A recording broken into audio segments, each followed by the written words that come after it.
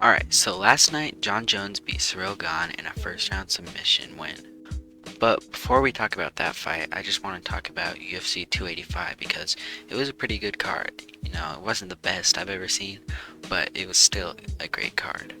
So the video before this, I did a prediction video right before the event happened, and I didn't do too good on my predictions, but I also didn't do the worst, I guess. So for the first fight of the main card was Bo Nickel. He fought who'd he fight? Oh yeah, he fought Pickett, who's not a very good UFC fighter. I mean, he's a good UFC fighter. He's a good fighter, obviously, because he's in the UFC, but he's like 13-9, so not the best. Bo Nickel beat him in the first round by a submission, which I said in my prediction video that Bo Nickel was gonna win second round submission or first round submission, so I pretty much got that right. So I started off 1-for-1, so I was kind of feeling confident. But the next fight was Jalen Turner versus Gamrot, who I predicted Jalen Turner to win just because, honestly, really liked watching Jalen Turner fight. He's a 6'3" lightweight, which is just crazy.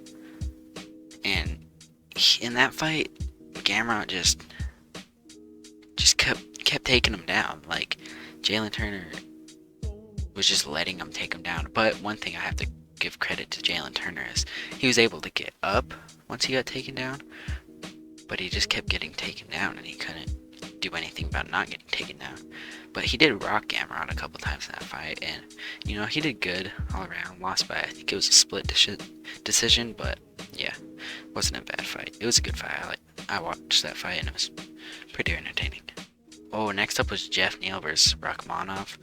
And I said Jeff Neal was gonna win because I like Jeff Neal, but Rakhmonov he's legit. I kind of had a feeling Rakhmonov was gonna win just because of his wrestling, and his striking is actually pretty good too.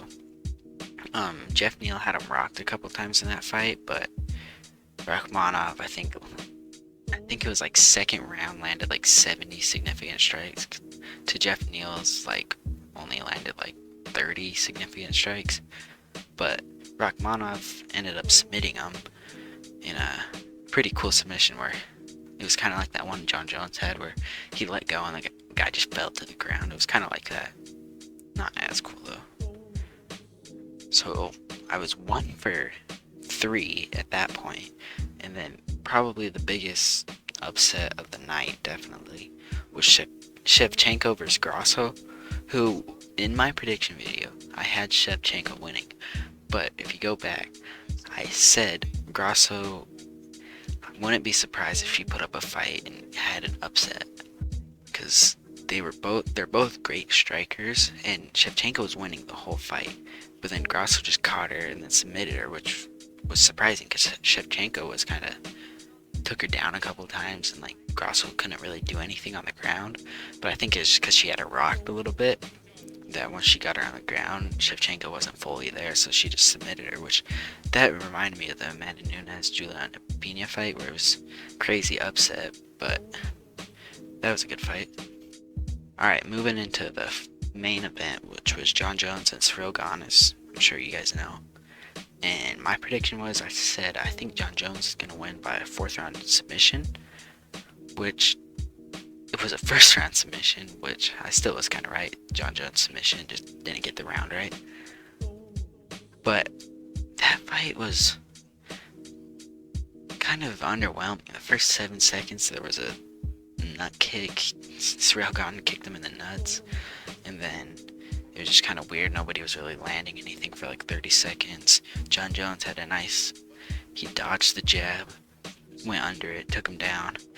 I think did he have his back? I think he had his back for a little bit, and then flipped him, and then ended up trying to get a guillotine in, didn't get it, and then he eventually got it. And I didn't think Cyril Gane was gonna tap until I watched the replay.